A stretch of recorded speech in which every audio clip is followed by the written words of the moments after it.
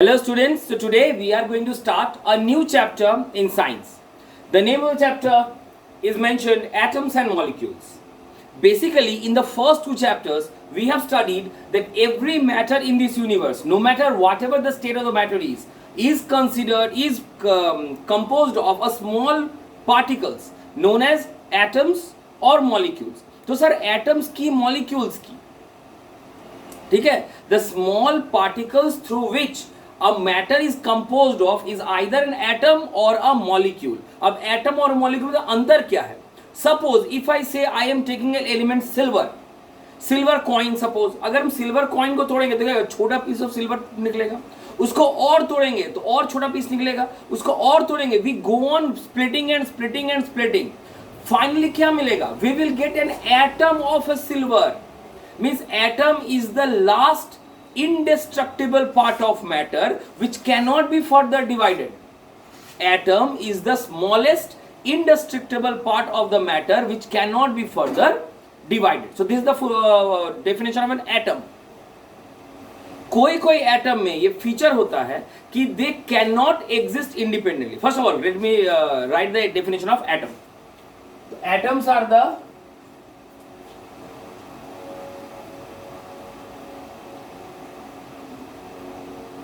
we were discussing the atoms are the smallest indivisible or indestructible part of a matter which cannot be further divided. Means उससे छोटा और नहीं हो सकता. So atoms are the smallest part of a matter. Then sir, what is molecules? There are certain atoms which cannot exist independently. अकेले नहीं रह सकता. They cannot exist. So what happens? So if they cannot exist independently, two or more atoms combine together, two or more atoms of the same type combine together so that they can exist independently. These group of atoms are known as molecules.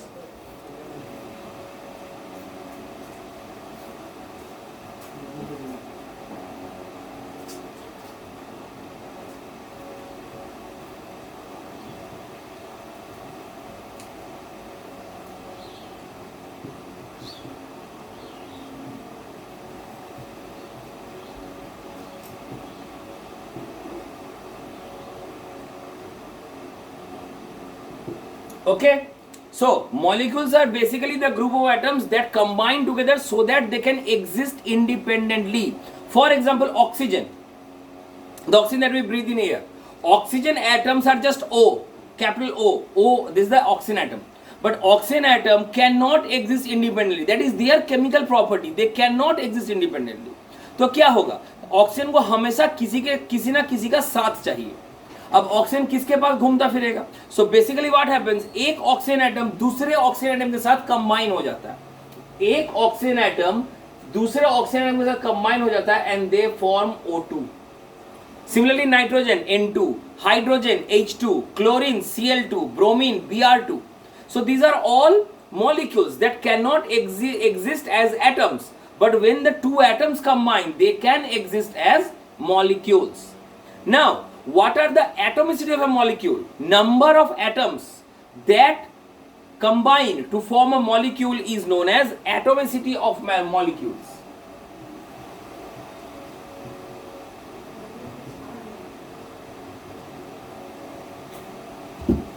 They are known as atomicity of molecules. Now proceeding, so basically we have known what is an atom and what is a molecule. Other than this we also have to know some basic things, that what are ions, what are radicals, what are elements, and finally what are compounds. In the previous chapter we have studied what is the difference between a compound and a mixture. Compound is a pure substance which cannot be easily broken by using physical means, whereas compound are the mixtures are the impure substances that can be easily separated by any physical or chemical means. Now we will study what are ions, what are radicals, what are elements, and what are compounds. First of all, what are ions?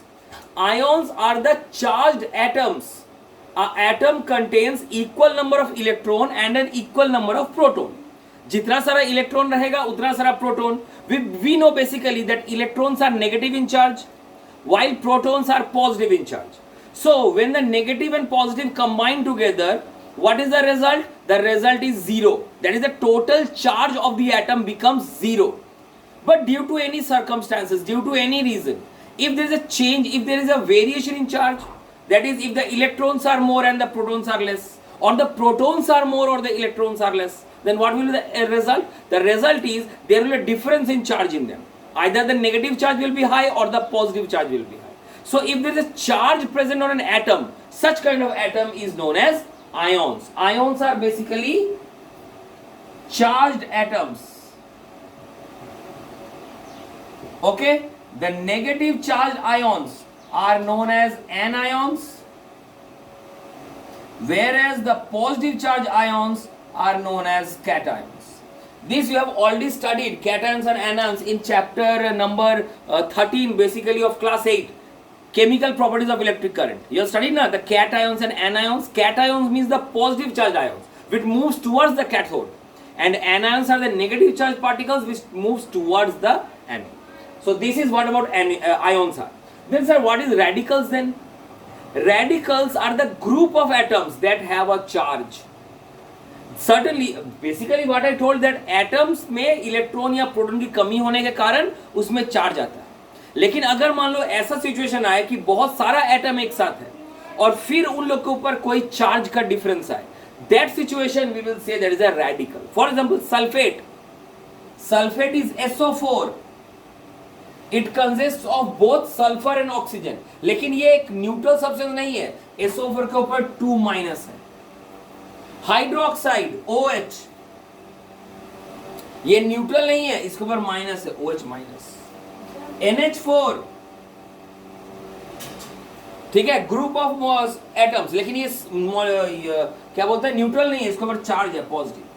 So what I told, the group of atoms that have a charge on them and behave as a single entity during a chemical reaction, such kind of substances or such kind of particles are known as radicals.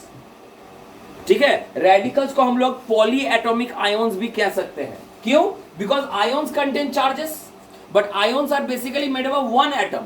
लेकिन यहाँ तो एक से अधिक atom है, so that's why they are known as polyatomic ions. Radicals are also known as polyatomic ions. Correct. अब आ जाते हैं elements. What are elements? Elements are the purest form of a matter. Elements are the purest form of matter which consists of only one kind of atom. सिर्फ एक ही atom से बना रहेगा. जैसे for example silver, this is silver chain. तो इस silver में हमको सिल्वर ही सिर्फ एटम मिलेगा और कुछ मिलने वाला नहीं है. लेकिन अगर हम बोले सिल्वर क्लोराइड, तो इसमें सिल्वर के भी आयन्स मिलेंगे, सिल्वर के भी एटम्स मिलेंगे और क्लोरीन के भी एटम्स मिलेंगे. So that is not an element. Element is the purest part of a matter that consists of only one kind of atom. That substance is known as element. तो sir compound किसे कहेंगे? Compound is the combination of two or more elements chemically. Compounds are the substances formed when two or more elements combine chemically. Correct. So water is a form of a compound, H2O. इसमें hydrogen भी है and oxygen भी है, but they are combined chemically. CO2 compound, it is combined chemically. लेकिन अगर element बोलते हैं तो सिर्फ लिखते H2, सिर्फ लिखते O2, सिर्फ लिखते CO2. सिर्फ एक ही तरह का एटम रहेगा. ये मॉलिक्यूल भी हो सकता है, ये एटम भी हो सकता है, लेकिन प्योरेस्ट पार्ट. लेकिन यहां पे it consist of two or more elements. So this is the basic difference between atoms, molecules, ion, radicals, elements and compounds. I hope यहां तक क्लियर हो गया. Now we shall move on to the next topic, that is the Dalton's atomic theory.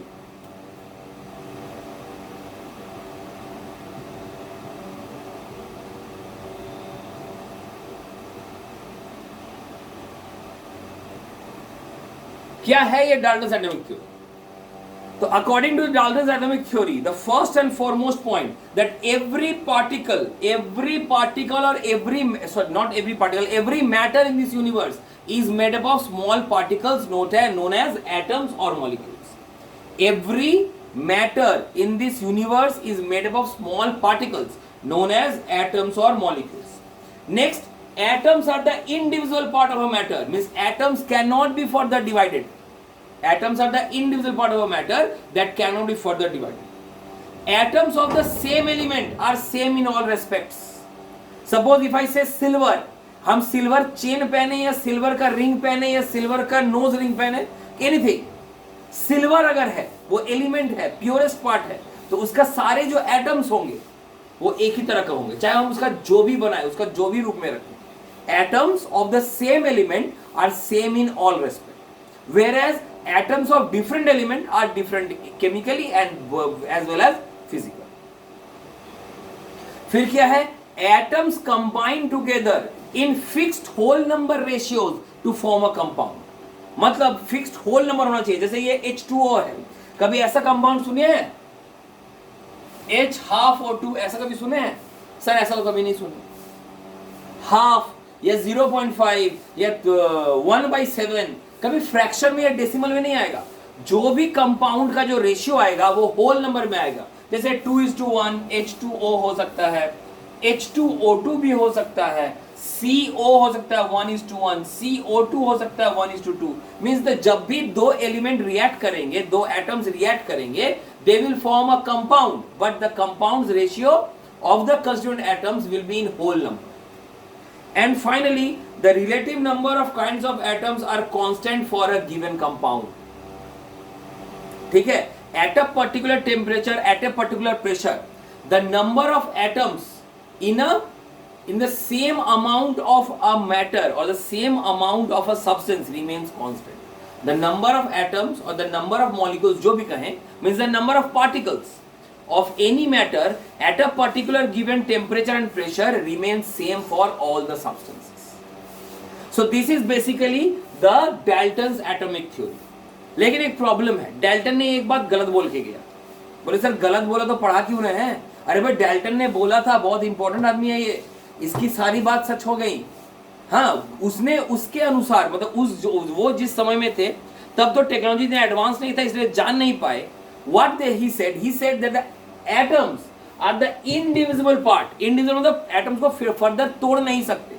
लेकिन ये गलत साबित हो गया, है ना? हम लोग कुछ दिन बाद प्रूव कर दिए कि atoms can also be divided into 3 fundamental particles. What are those? They are the electrons, protons and neutrons. हम atoms को भी इलेक्ट्रॉन, प्रोटॉन, न्यूट्रॉन में तोड़ सकते हैं. लेकिन डाल्टन के समय तो टेक्नोलॉजी ने एडवांस नहीं था, उन्हें ये पता नहीं था कि atoms cannot be further divided. So इनका ये पॉइंट गलत है. So अगर तुमको पूछा जाए what are the drawbacks of Dalton's atomic theory, so you will say that Dalton described the atoms to be indivisible, but in the future it was proved that the atoms can also be divided into 3 fundamental particles. These are electrons, protons and neutrons. समझ में आया? So this is the Dalton's atomic theory. अब Dalton's atomic theory को ध्यान में रख के हम लोगों ने 2 laws of chemical combination बनाए.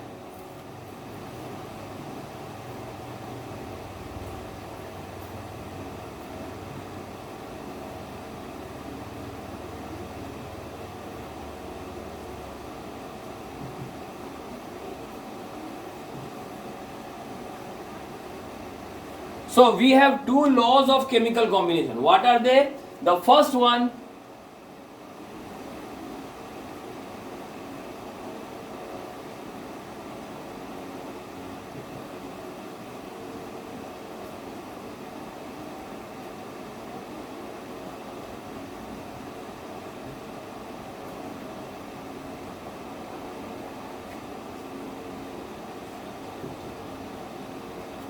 law of conservation of mass and second is the law of constant proportions. Sir क्या है ये दोनों? According to the law of conservation of mass, the total mass of the substances in the reactant side will be equal to the mass of substances in the product side. That is, the total mass of the chemicals taking part in a chemical reaction remains the same. हम लोग बोलते हैं ना, we have to balance a chemical equation. Class 7-8 में हम लोग पढ़े हैं कि we have to balance a chemical equation. क्यों बैलेंस करना पड़ता है? To balance a chemical reaction we are ensuring कि जितना सारा एटम्स लेफ्ट हैंड साइड में है उतना सारा एटम्स राइट हैंड साइड में भी है। Means the number of atoms on both side remain same. As a result जितना सारा एटम्स हमने शुरू किया था उतना सारा एटम्स हमने खत्म किया, ना एटम्स बढ़ा ना एटम्स कमा। This is known as law of conservation of mass. What is law of conservation of mass? The total amount of matter or the total amount of atoms on the both sides of a chemical reaction remains the same. Next है law of constant proportion. Law of constant proportion के अनुसार whenever a chemical reaction takes place, the compound formed by it is of the definite proportion. Means अगर carbon plus oxygen बनता है CO2 in the ratio 1:2, तो आप कहीं भी जाके कार्बन प्लस ऑक्सीजन कीजिए वो हमेशा 1:2 के रेशियो में ही रिएक्ट करेगा। आप टेम्परेचर बढ़ा दीजिएगा, आप प्रेशर बढ़ा दीजिएगा, आप चांद पे जाके रिएक्शन कराइएगा तो कभी कार्बन और ऑक्सीजन का रेशियो 2:1 नहीं होगा, वो 1:2 ही रहेगा। अगर कार्बन डाइऑक्साइड बना तो, अगर कार्बन डाइऑक्साइड बनेगा between the particles of carbon and oxygen तो the ratio will be fix, that is 1:2। ठीक है, वाटर बनेगा हाइड्रोजन ऑक्सीजन के बीच में ratio 2:1 fixed, you can not change it. मतलब आप बोलेंगे पानी, अर्थ में पानी बना तो H2O, चांद पे जाके पानी बनाएंगे तो H2O3 हो जाएगा, ऐसा नहीं होगा। अगर वहां पे जाके भी अगर H2O अगर बनाते हैं तो वही पानी होगा, अगर कुछ और फॉर्मूला बनता है तो वो पानी नहीं है, कुछ और सब्सटेंस है। Means if you are getting water, if the chemical is same then their basic proportion between the atoms will also be same. So the atoms combine in the fixed ratio, constant ratio, definite ratio. They do not change their ratio at any cost. This is known as law of constant proportions. ठीक? So this is basically what our atoms and molecules is all about. पर यहीं पे chapter खत्म नहीं है. We have a long way to go. The next topic is how we are going to represent an atom, a molecule, a compound, or an element in our day-to-day life. So the next thing we shall discuss that how do we represent or how do we write an element, a molecule, ion or a compound. The element are the purest part that contain only one kind of atoms. So basically elements or atoms can be represented at the same way. The element or an atom of a substance is represented by symbols. They are represented by symbols. अब sir symbol क्या है? अगर हम zinc बोले zinc तो ZINC zinc बोलना पड़ेगा। अगर हम बोले एल्यूमिनियम तो ALUMINIUM एल्यूमिनियम, इतना लंबा सा बोलना पड़ेगा। अगर हम बोले बेरियम तो BARIUM बेरियम बोलना पड़ेगा। So it becomes a big headache for us कि बार बार इतना बड़ा बड़ा नाम लिखना पड़ेगा। So basically what we do then, हम क्या करते हैं, हम प्रत्येक जो एलिमेंट है, जितने सारे एलिमेंट है सबका कुछ ना कुछ सिंबल रहते हैं। जैसे ऑक्सीजन को O बोलते हैं, हाइड्रोजन को H बोलते हैं, क्लोरीन को Cl बोलते हैं, बेरियम को Ba बोलते हैं, एल्यूमिनियम को Al बोलते हैं, कॉपर को Cu बोलते हैं। क्यों सर कॉपर को CO क्यों नहीं बोले? सर CO माने कोबाल्ट, कोबाल्ट का डिस्कवरी पहले हुआ था इसलिए उसका नाम CO रखा गया। अब CO रखा गया तो कॉपर को फिर से कैसे नाम देंगे? तो कुपर, ऐसे कुपरम, एक्चुअली ये लैटिन वर्ड है तो कुपरम से वर्ड हम लोग Cu ले लिए। ठीक है, आयरन तो आई होना चाहिए लेकिन आई तो आयोडीन के लिए फिक्स्ड है तो इसलिए आयरन को क्या हम लोग फेरम, फेरस जिसको हम लोग बोलते हैं तो फेरम से Fe ले लिए। सो ऐसा बहुत सारा टर्म्स दिया गया। तो आपको ये हिस्ट्री नहीं पढ़ना इसका कि कहां से ये नाम आया, आपको ये नाम याद रखना है, सारे सिंबल्स याद रखने हैं। सो बेसिकली एन एलिमेंट और an atom is represented by a single symbol, सिर्फ सिंबल, क्योंकि सिर्फ एक ही तरह का एटम है, इसमें तो मोर देन वन एटम्स हो नहीं सकते। एक ही तरह का एटम है तो सिर्फ एक सिंबल से याद रखेंगे। ठीक है, जैसे फॉर एग्जांपल बोले हाइड्रोजन का H, ऑक्सीजन का O, क्लोरीन का Cl, हम ये आपको लिस्ट देंगे, डोंट वरी, सिंबल्स हो गए। नेक्स्ट हो गया मॉलिक्यूल्स। हम पहले ही बोल चुके हैं कि सारे एटम्स एग्जिस्ट नहीं करते इंडिपेंडेंटली। इंडिपेंडेंट मतलब फ्री इन नेचर।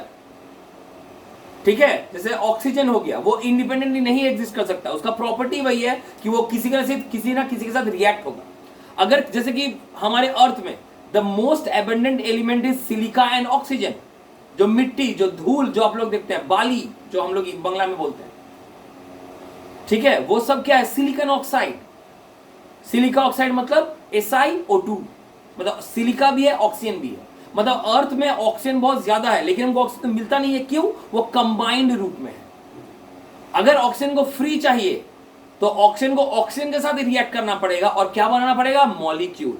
मतलब हम जब भी एक मॉलिक्यूल रिप्रेजेंट करेंगे, इसको हम लोग क्या कहेंगे? As a like this. दो एलिमेंट, दो एटम को मिला के, ऑक्सीजन को O2, H2, Cl2, N2 etcetera. तो अगर आपसे ये सवाल पूछे कि सर 2H और H2 इन दोनों में अंतर क्या है? Is there is a difference between 2H and H2?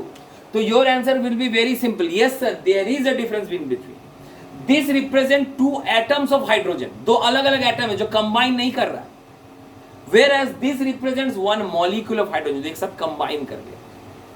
This cannot exist independently, they can exist independently, ठीक है? So this is basically two difference. First, सिर्फ अगर H लिखें, सिर्फ अगर O लिखें, सिर्फ एक सिंबल लिखें, that is called the element और atom। सारे एलिमेंट या एटम इंडिपेंडेंटली एग्जिस्ट नहीं कर सकते। They react with the same kind of atom to form a molecule. They cannot exist independently, but molecules do exist independently, ठीक है? अब फिर आपको बोलना है एटोमिसिटी ऑफ मॉलिक्यूल। जैसे कार्बन, कार्बन तो C लिखते हैं, मतलब एक ही एलिमेंट या एक ही atom is capable of existing independently, तो इसको हम मॉलिक्यूल कहेंगे। जी हाँ, जो भी एग्जिस्ट करे independently they are known as molecule. तो यहाँ कितना सारा एटम है? सर एक ही तो एटम है, so that's why they are known as monoatomic molecule. लेकिन ऑक्सीजन 2 लगता है, so they are diatomic molecule, ठीक है? अगर मान लो फॉस्फोरस 3 लगता है, so they are triatomic molecules. Means the number of atoms required to make a molecule is known as the atomicity of a molecule. Correct? Then we move on to ions. What are ions? Ions पहले ही बोले कि they are the charged atom, कि single ही रहेगा लेकिन इसके ऊपर charge रहेगा। Charge either positive होंगे और या फिर नेगेटिव होंगे। अब सर कैसे जानेंगे कौन सा पॉजिटिव कौन सा नेगेटिव? क्लास 8 मोने कर देखो, metals and non metals. We have studied that the metals are generally electron donors, they donate the electrons, whereas the non-metals are generally electron gainers, they gain the electron from outside. तो इससे क्या result हो रहा है? अगर electron donate करे मतलब electrons तुमसे निकल गया, इलेक्ट्रॉन्स का कौन सा चार्ज होता है? नेगेटिव। अगर तुम्हारे बॉडी से नेगेटिव चार्ज निकलता है, that means you are positive now. और अगर तुम्हारे में इलेक्ट्रॉन घुसता है, so that means you are negative now. So अगर you are donating electrons, you are becoming positive in charge, that is cations. So basically therefore the metals are the cations. और अगर आप इलेक्ट्रॉन गेन करते हैं तो आप में negative charge बढ़ता है, so therefore non metals are anions, ठीक है? So metals are cations whereas non metals are anions. तो आप ऐसे ही याद रख सकते हैं, जितने सारे मेटल्स हैं उसको कैटायंस, जितने सारे नॉन मेटल्स हैं दे आर एनायंस। अब ये आयंस लिखते कैसे हैं? Ions can be written as plain ions और रेडिकल्स। पहले ही बोल चुके हैं कि आयंस मतलब the single atom. If a single atom contain a charge, it is known as ion, whereas a group of metals, group of atoms contain a charge, they are known as radicals or polyatomic ions. Polyatomic means more than one atom का ion. चलो इसका एक list है, देख लो।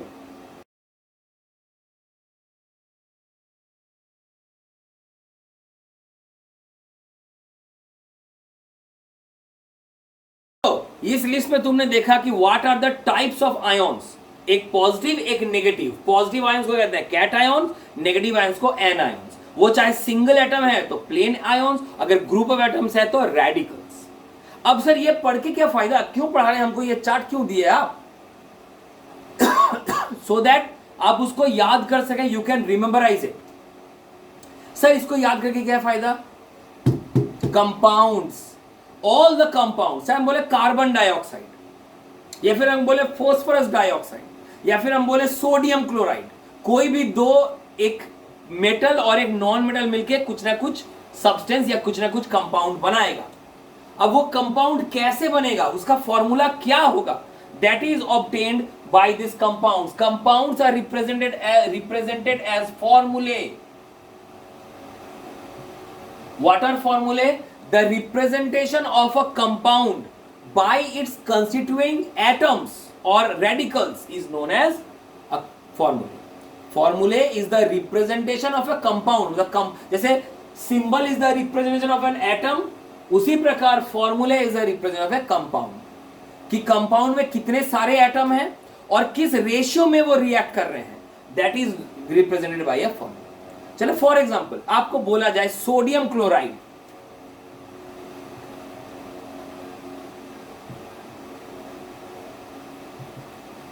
Sodium chloride का क्या formula हो, तो ये जानने के लिए हम इसका सिंबल लिखेंगे। सोडियम का सिंबल क्या होता है सर? सोडियम का सिंबल होता है Na। क्लोरीन का सिंबल क्या होता है? क्लोरीन का सिंबल होता है Cl। वो लिस्ट देखो, जो लिस्ट आपको दिखाएं, वो लिस्ट में सोडियम और chlorine Na plus Cl। Na का वैलेंसी कितना होता है? वैलेंसी देखो, बोले वैलेंसी है। Valency means the combining power, कि एक एलिमेंट कितने सारे एलिमेंट के साथ रिएक्ट कर सकता है, that is called the valency. Valency is the combining capacity. Valency is the combining capacity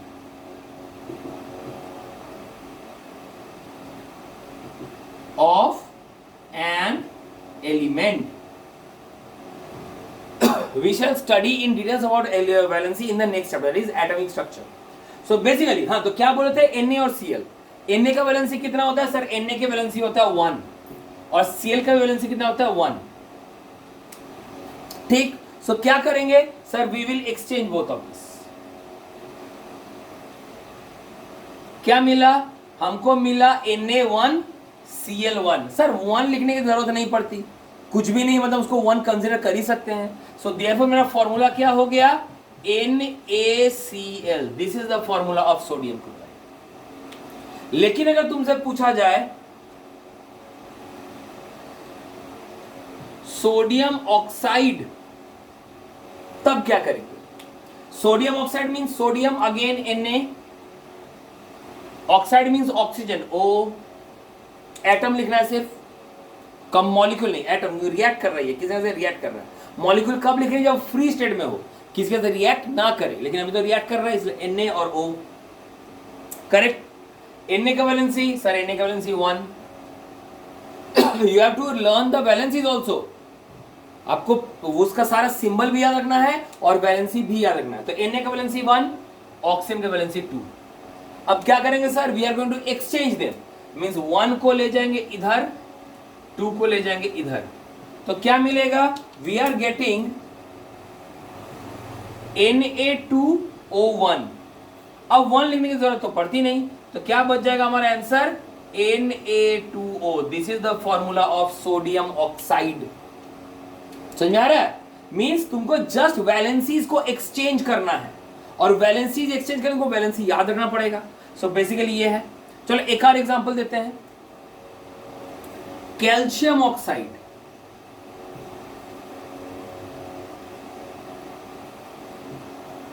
क्या होगा कैल्शियम ऑक्साइड?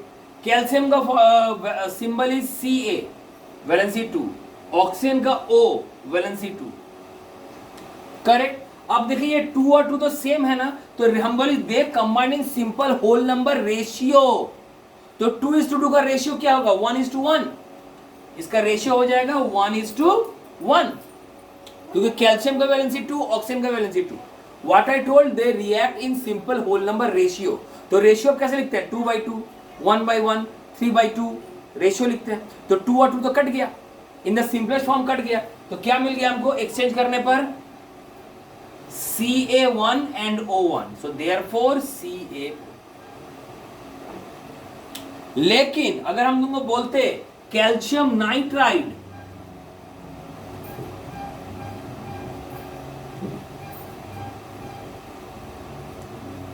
तब क्या लिखते हैं आप? कैल्शियम का फॉर्मूला, सॉरी, कैल्शियम का symbol Ca with valency 2, nitrite का सिंबल N विथ वैलेंसी 3। अब क्या करें बताओ? 2 और 3 तो कटेगा नहीं, बिकॉज 2 और 3 आर नॉट डिविजिबल। सो ये तो कटने वाला नहीं है, ये यहीं पे सिंपलेस्ट रेशियो है। अगर सिंपलेस्ट रेशियो है तो एक्सचेंज करो, तो 2 जाएगा इधर, 3 जाएगा इधर। What I am getting? I am getting Ca3N2। This is the formula of calcium nitrite. Last one,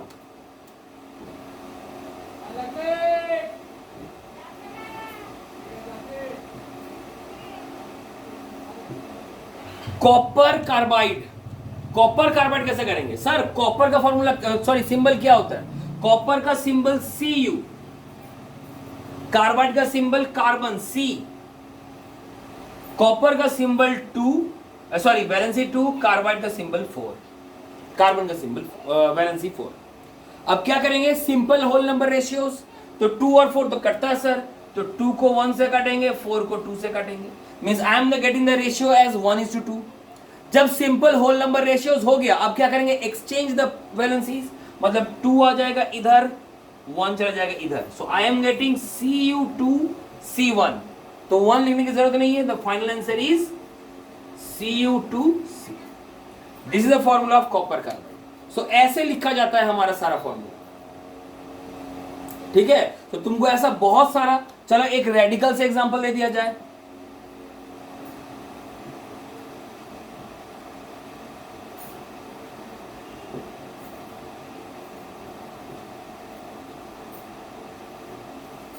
क्या लिखे? Ammonium sulphate.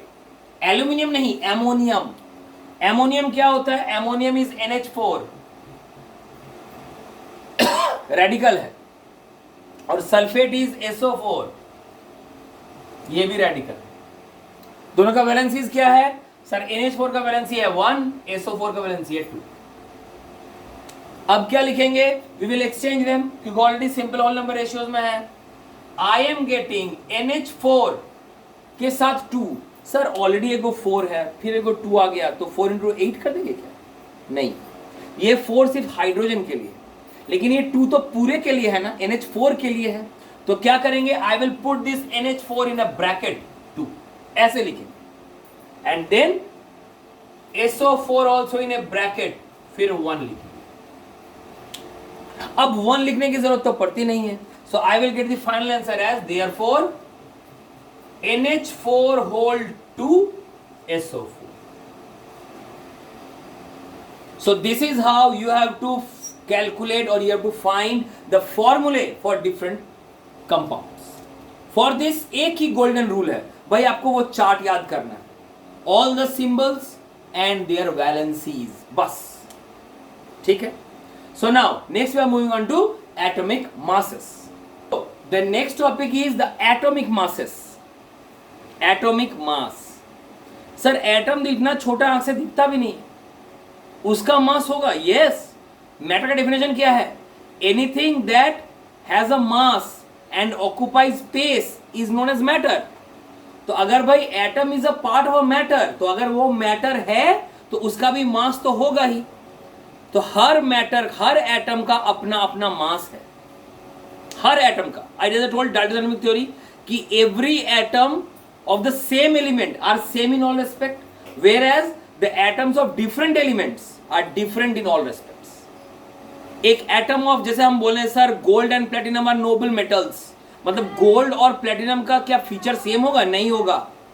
गोल्ड के एटम का अपना प्रॉपर्टी होगा, प्लेटिनम के एटम का अपना प्रॉपर्टी, मतलब उसका वेट अलग, इसका वेट अलग, ठीक है? सो इसका वेट का एक चार्ट होगा, वो चार्ट आपको याद रखना है। यस, आई एम सॉरी, जैसे आपको वैलेंसीज याद रखना है, आपको इसका मासेस भी याद रखना पड़ेगा। एटॉमिक मास या एटॉमिक वेट जो कहे, आपको उसको याद रखना पड़ेगा। It's very very necessary. ये कभी कभी एग्जाम में दे देता है, लेकिन आई डोंट नो कि हमेशा देगा या नहीं। So it's better that you rememberize the atomic masses. So अगर तुमको पूछे कि क्या है सर, एक एटम का मास होता कितना है, ठीक है, तो what you will tell? The atomic mass is the mass of an atom which is compared by the 1/12 of a carbon atom. ठीक है. Atomic mass is the mass of an atom as compare to the 1/12 ऑफ a carbon atom. क्यों sir carbon से इतना प्रेम क्यों? Carbon को क्यों importance दिया गया? क्योंकि जिस समय में एटॉमिक मासेस का इन्वेंशन या डिस्कवरी हो रहा था, जो भी आप बोले, तो carbon was the most abundant element that was found in nature. अभी भी carbon is the most abundant element जो हम लोग लाइफ फॉर्म्स में है. दैट्स व्हाई कार्बन कंपाउंड्स और ऑर्गेनिक कंपाउंड्स. ठीक है. मतलब कार्बन को ही सबसे ज्यादा इंपॉर्टेंस दिया गया, कार्बन के ऊपर ज्यादा रिसर्च किया गया, कार्बन के ऊपर ज्यादा प्रैक्टिकल मतलब एक्सपेरिमेंट्स किए गए, और कार्बन का मास सबसे पहले निकाला गया. तो कार्बन का मास पहले निकाल के उसको बेंचमार्क बना दी कि भाई ठीक है भाई, जो भी निकलेगा अब इसके ऊपर हम कंपेयर करेंगे, ये कार्बन से भारी है, ये कार्बन से हल्का है. So that's why the atomic mass of a substance is compared by 1/12. अब 1/12 क्यों सर? क्योंकि एक कार्बन एटम का मास होता है 12 AMU, 12 एटॉमिक मास यूनिट. तो उसको 1 एटॉमिक मास यूनिट कितना हो जाएगा तब? 1/12. कार्बन का मास कितना बोले? 12 AMU. The unit of atomic mass is AMU, atomic mass unit.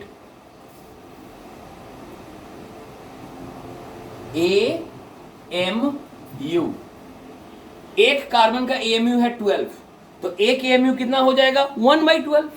So that's why we compare the masses of every atom by 1/12 of a carbon atom.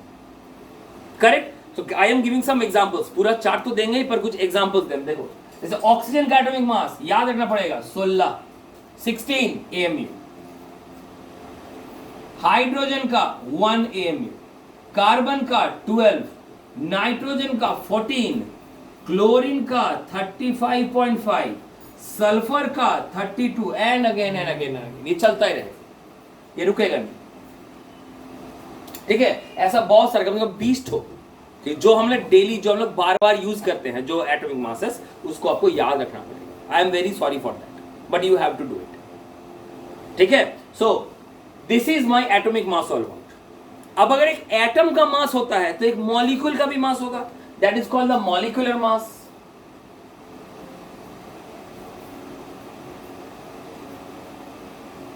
So what is basically a molecular mass? The total mass of all atoms present in a molecule is known as molecular mass. ये बहुत आसान है. कैसे? Suppose I have to calculate the molecular mass of H2SO4, sulphuric acid. यहां अगर ध्यान से देखो तो तुमको पता चलेगा कि H 2 गो है, S सिर्फ 1 है, और ऑक्सीजन 4 है. Means I am getting 2 hydrogen, 1 sulfur and 4 oxygen. Correct. अब इसका वैल्यूज पुट करते हैं. 2 हाइड्रोजन का मास कितना है? एक एटम का हाइड्रोजन का मास है 1. फिर 1 सल्फर का मास कितना है? सल्फर का मास है 32, तो सल्फर का मास 32 प्लस 4 ऑक्सीजन का मास कितना है? 16.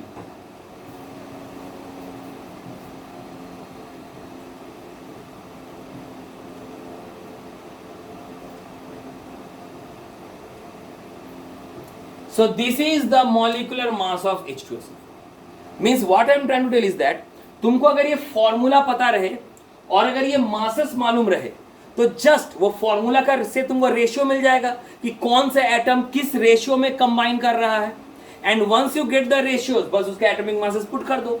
सबको ऐड करने पे molecular mass, the total mass of all atoms present in the molecule is known as a molecular mass. एक और एग्जांपल चलो दे देते हैं. Ammonium chloride.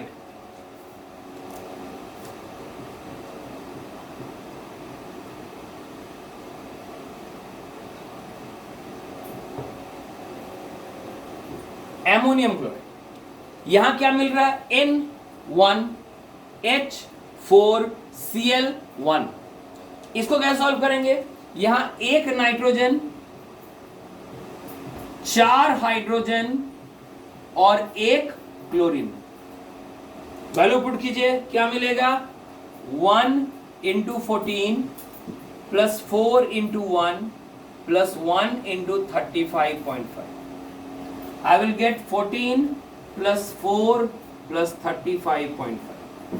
कितना हो जाएगा? 53.5 AMU. ठीक, तो और हार्ड एग्जांपल देते हैं।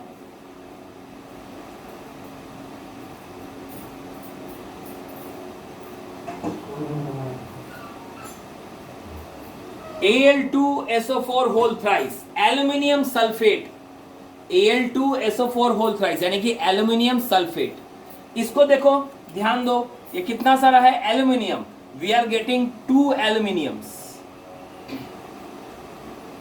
देन सल्फर तो एक गो है, we are getting 1 sulphur.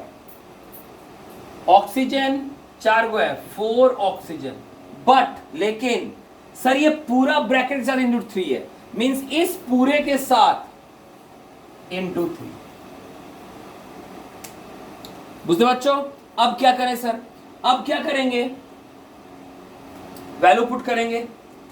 2 aluminium, aluminium is 24 plus 1 sulphur 1 into 32 plus 4 into 16 into 3, 48 96 into 3, 48 plus 288। हाँ सही है।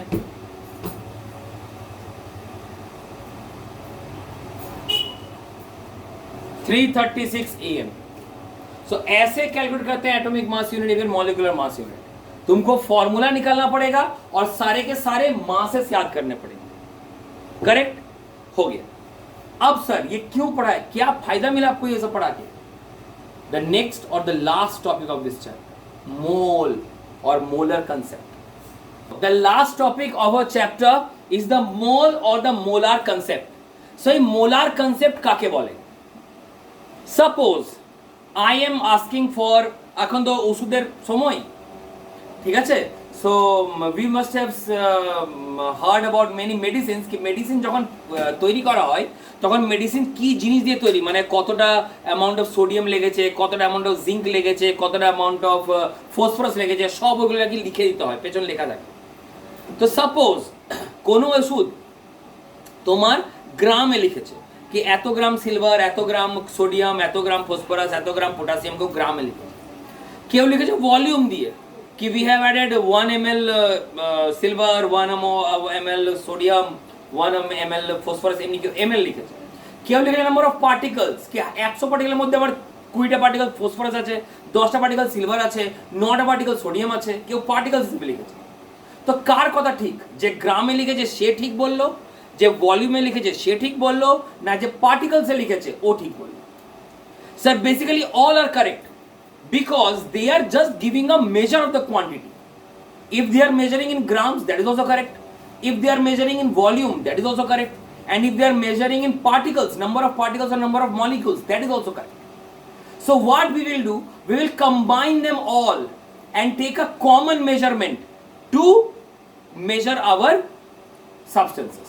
This is known as mole. So what is mole? Mole is the chemist's unit. Chemists माने chemistry जो हम लोग chemistry पढ़ रहे हैं, mole is the chemist's unit of measuring substances, which can be represented by the ratio of given mass by molecular mass, given volume by 22.4 liters, or given number of particles by 6.022 into 10 to the power 23 particles. Let me tell you. So this is mole. Mole का formula क्या हो गया? Given mass by molecular mass, given volume by 22.4 liters, and given number of particles by 6.022 into 10 to the power 23. This volume is fixed. ये volume ना बढ़ता है ना change होता है। 22.4 litre means 22.4 litre. This volume is the Gay-Lussac's volume.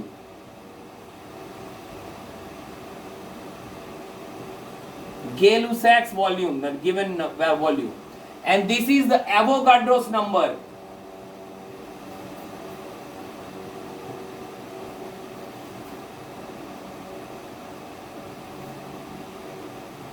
Avogadro's number.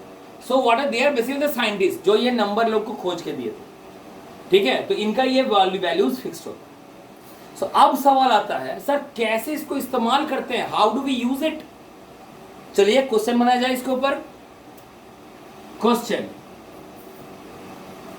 Find the number of moles in 45 gram of water. This is the question. Find the number of moles in 45 gram of water. So water मतलब होता है H2O. तुमको यहाँ पे दिया 45 gram means the measure is given in mass. So तुमको क्या निकालना पड़ेगा? You have to calculate the molecular mass of water. Molecular mass of water मतलब यहाँ 2 हाइड्रोजन मीन्स 2 into 1, सिर्फ एक ऑक्सीजन मीन्स 1 चलो. सो 16. सो I am getting 18 AMU. 18 AMU is the molecular mass of water. So therefore मोल का formula हम लोग क्या लिखे थे? Given mass by molecular mass. Given mass by molecular मास. तो कितना हो जाएगा? Given mass is 45 and molecular mass is 18. So ये कटेगा 9 से, 9 2 जा 9 5 जा. I am getting answer is 2.5. Okay, so this is how moles can be calculated. या फिर ऐसा क्वेश्चन आए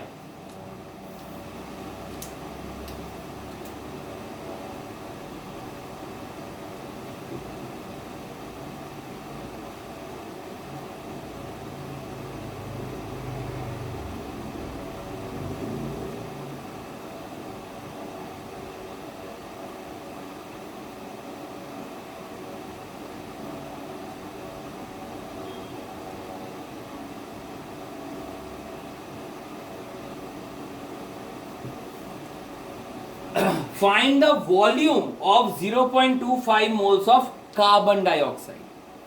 ठीक है, तो कार्बन डाइऑक्साइड का हमको वॉल्यूम चाहिए. Volume means I have to use this formula. So हमको इसका वॉल्यूम चाहिए, है ना. So what is the formula of mole? Mole का फॉर्मूला क्या होता है sir? Given volume by 22.4 litre. This fixed, ये चेंज नहीं होता. So therefore I am getting, mole का वैल्यू दे दिया है. How many moles are there? 0.25 moles are there. Given volume पता नहीं वॉल्यूम कितना है, तो गिवन वॉल्यूम की जगह V और by 22.4 litres.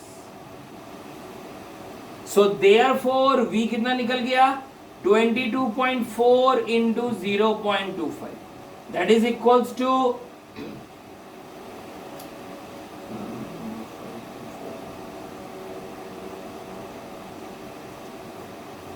5.51 litres.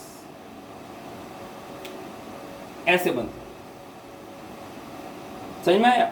So basically things are very easy. ठीक है, तुमको जानना है कि कब कौन सा फॉर्मूला अप्लाई करना है. चलो एक और थोड़ा सा हार्ड बढ़ा दिया.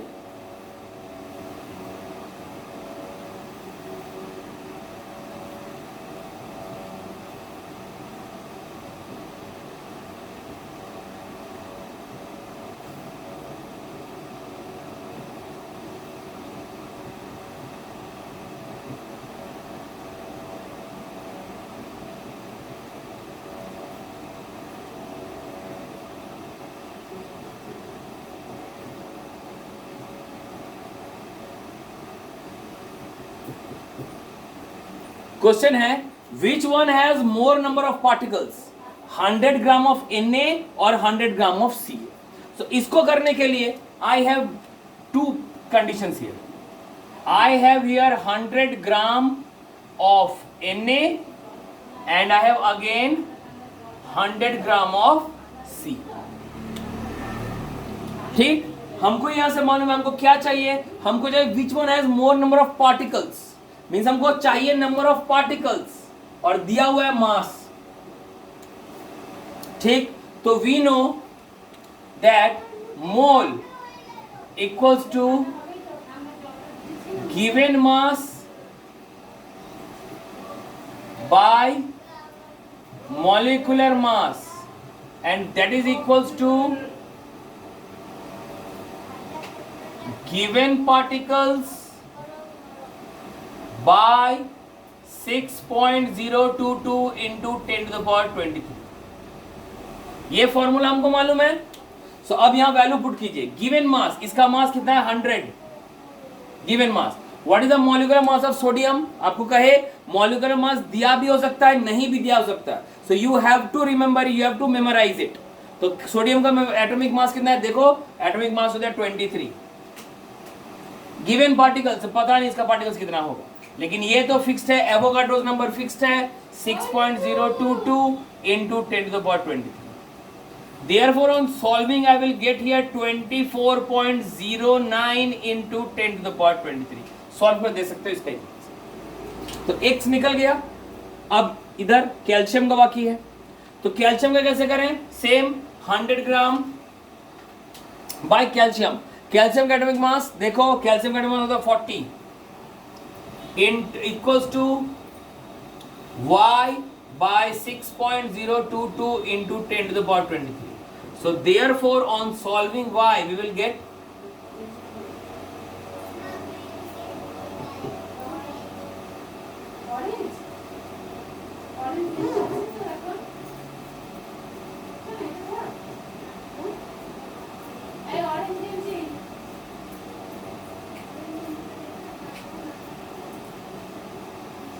Fifteen 15.05 into 10 to the power 23. सो यहाँ x भी निकल गया, y भी निकल गया। अब बताओ किसका नंबर ऑफ पार्टिकल्स ज्यादा है?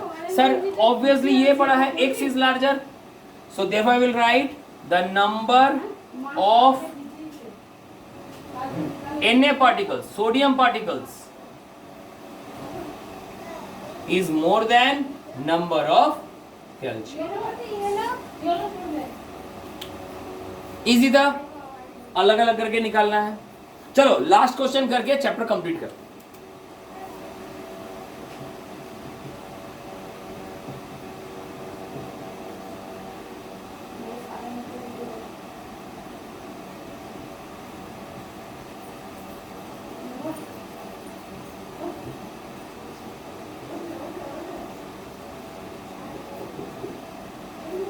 Find the number of atoms of oxygen in 33 gram of CO2. तो तुमको यहां ग्राम दिया हुआ है, निकालना क्या है? सो CO2 मतलब एक कार्बन प्लस 2 ऑक्सीजन, एक carbon 12, 2 oxygen 2 into 16, I will get here 44 am। Carbon dioxide का निकला 44 am। अब एज मोल का फॉर्मूला क्या होता है? Given mass by molecular mass equals to given number of particles by 6.022 into 10 to the power 23। ये है जिसका वैल्यू पुट करेंगे। गिवन मास कितना है? 33 ग्राम। मॉलिक्यूलर मास कितना आया? 44 ग्राम। नंबर ऑफ पार्टिकल्स कितना है मालूम नहीं, x, और इसका वैल्यू कितना है 6.022 into 10 to the power 23। Sir ये और ये कटा 3 और 4 से, तो सॉल्व करके देखो कितना मिलेगा। देखो आई विल गेट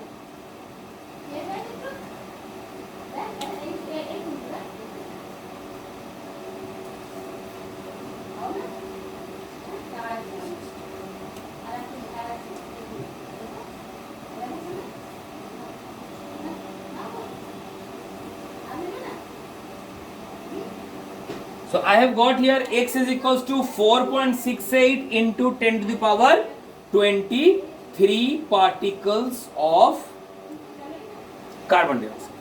क्वेश्चन क्या ये था? नहीं सर, क्वेश्चन था find the number of oxygen atom. One molecule of CO2 has 2 atoms of oxygen, है कि नहीं? CO2 में 2 ऑक्सीजन है, तो हमको कितना सारा पार्टिकल्स मिला? So therefore 4.68 into 10 to the power 23 particles will have 4.68 into 10 to the power 23 whole into 2 number of atoms of oxygen। क्योंकि इतना सारा पार्टिकल मिला, पार्टिकल मींस क्या? पूरा कार्बन डाइऑक्साइड, इतना सारा पूरा पार्टिकल मिला, मतलब कार्बन ऑक्सीजन ऑक्सीजन, ऐसा है कार्बन ऑक्सीजन ऑक्सीजन, ऐसे मिला। कितना सारा पार्टिकल मिला सर 4.6 है, लेकिन इसके अंदर कितना सारा ऑक्सीजन है सर, हर एक पार्टिकल में 2-2 ऑक्सीजन है, तो कुल मिला के कितना ऑक्सीजन हो गया सर, इंटू 2, इंटू करो कितना होगा, it will be 9.36 into 10⁻23 atoms. ऐसा भी क्वेश्चन आएगा, ठीक है। So this is basically all about your atoms and molecules chapter. ये थोड़ा सा टफ इसलिए है क्योंकि यहाँ थ्योरी पार्ट भी है, रीजनिंग पार्ट भी है, और यहाँ न्यूमेरिकल्स पार्ट भी है। So I request all of you to go through this video again and again. अगर कुछ डाउट्स निकले तो feel free to contact me any time. और साथ ही साथ इसमें आपको जो असाइनमेंट पेज हम भेजे हैं, आपके बुक में ज्यादा एक्सरसाइज नहीं है, एनसीईआरटी में हार्डली 10 या 12 क्वेश्चन है, इतना बड़ा चैप्टर 10-12 क्वेश्चन में नहीं समझ सकता। सो आज जो हम असाइनमेंट आपको दे रहे हैं, प्लीज हाथ जोड़ के विनती कर रहे हैं, सारे के सारे क्वेश्चंस बना लीजिए, that is beneficial for you only. Okay, so thank you, feel free to ask me any doubts.